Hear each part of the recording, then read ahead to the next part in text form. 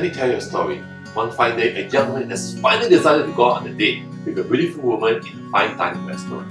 But during the date, this young man has been thinking so much about his past relationship that didn't work out. And what's worse, he's been thinking whether this young lady actually likes him, whether she enjoys being with him, creating all the what-if conversation in his mind, which leads to fear.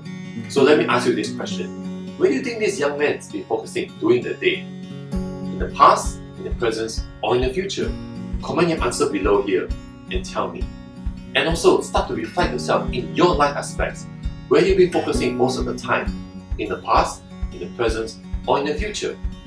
In the live workshop happening on the 7th to the 9th of September in 2019, we are here to eliminate the past and the future and having you to focus on the present.